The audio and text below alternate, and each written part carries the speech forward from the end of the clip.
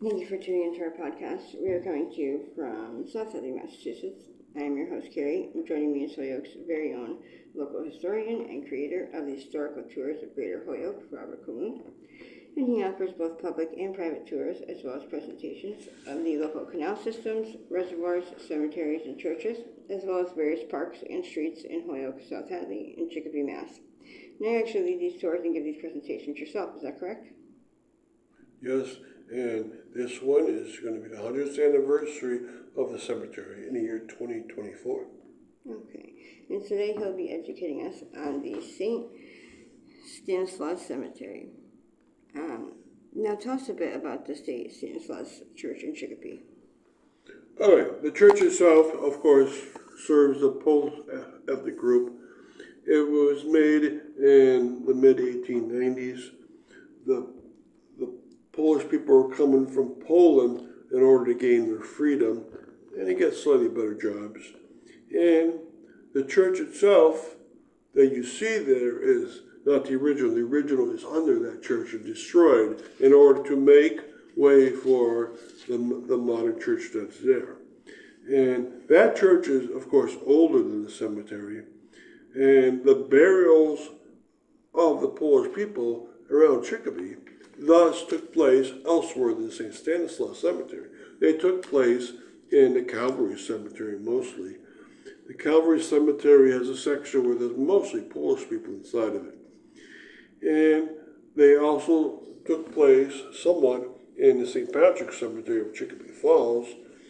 And those were two large cemeteries. The reason why you had two Catholic cemeteries that were serving the general population was that they were separated by a large river, the Chicopee River, and it was expensive to get bodies across them. So the St. Stanislaus Church has a complex history, but it's important to know some things about it, so you should read about it on my website.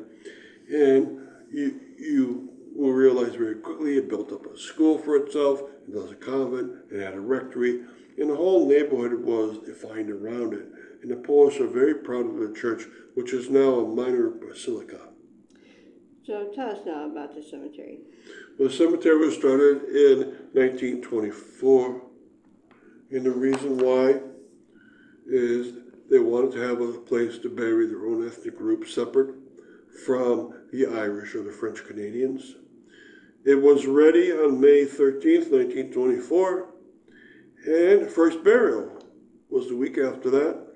It was on May 22nd, 1924, of Stanislaus Krasnowski, which was a girl that was 1 month and 10 days old. She had died of gastroenteritis.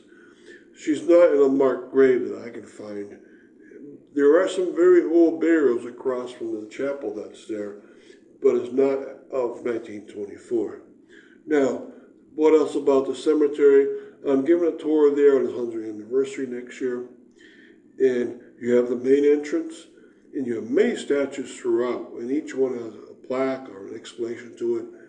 And you also made a priest circle, and in the priest circle, sure, there's the Franciscan friars and the former pastors of St. Stanislaus, but there's also a cenotaph for Lawrence Simon, who was one of the pastors of St. Stanislaus and probably the most beloved pastor. He's buried in the neighborhood of Buffalo, New York, and thus this is not his burial place, but he has a large cross dedicated to him. He's the only pastor that has a stone on the backside of this memorial circle for a priest.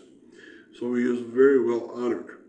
Now, there was a chapel put up in 1937, and that's good to go look at it because both right and left of that chapel are graves for nuns that have served the St. Stanislaus Church. Also around that area is the maintenance building. In the front of it is a very large plot map where you can get a good sense of where each of the types of breakdown of the cemetery is. And there's, again, a statue there on that side. You notice in many places they have sticks in the ground that tells you what district or name point you're at. And as you go deeper and deeper into the cemetery, you meet more more statues, including one very, very large one at the very end, which I'm still trying to figure out what it's about. It's probably Saint Stanislaus himself, and they're trying to show or depict him in a certain way. Now, quickly before we continue with the rest of our interview, just to fill our listeners in, if you want to find out more information or sign up for any of his various tours, you can check out his website at holyokecanaltour.org. And there he has both videos of the various stops along each tour, and also past and present photos of the historical sites throughout as well. And if you're interested in setting up a private tour, you can email him directly at bobcat4214, and they are perfect for fun, educational, outdoor activities for the whole family, or for your group parties, especially those special occasions and get-togethers. They are also good just for getting outdoors for the day. So getting back to our interview, tell us about some of the priests and nuns buried here. All right, what I've been doing is I went through the priest circle. I took a picture of every gravestone in that circle, and I'm then linking it. So you got a name, a picture of the gravestone, and a link to a Find a Grave where you can read most of the obituaries of these priests. And so there's going to be an enormous collection.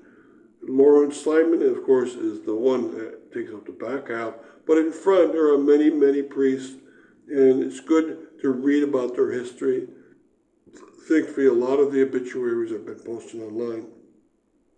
For instance, there's a Peter Hajna, there's a Peter Feldman, and you can go through this whole list, incredible amount of priests. At least 40 priests have been buried here.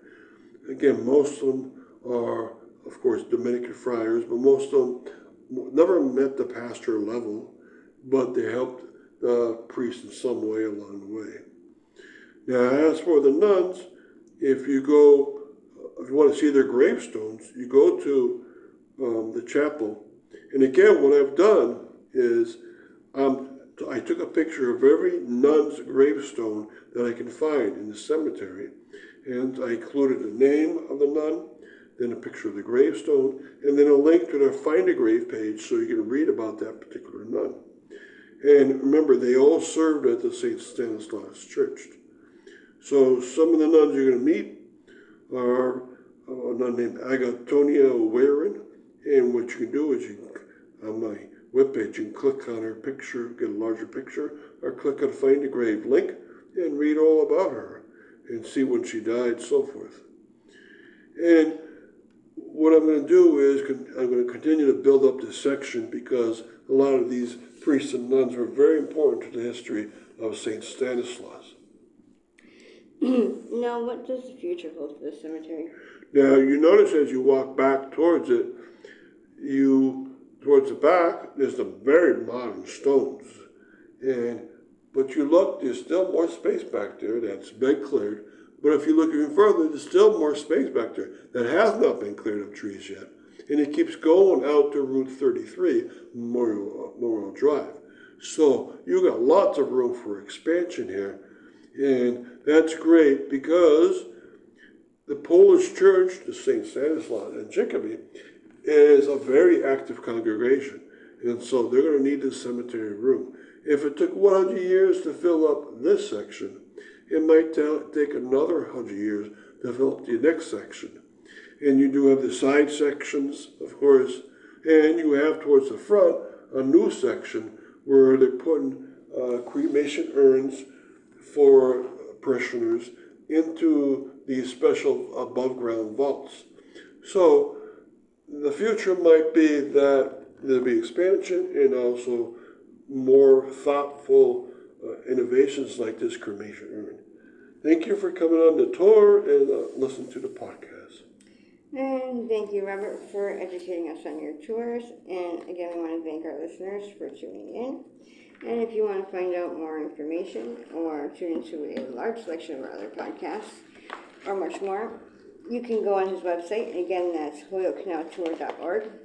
And again, you can email him directly for private tours or to inquire about anything else at bobcat4214, And be sure to keep an eye out for his upcoming 2024 season tours and more as they become available. Thank you for tuning in.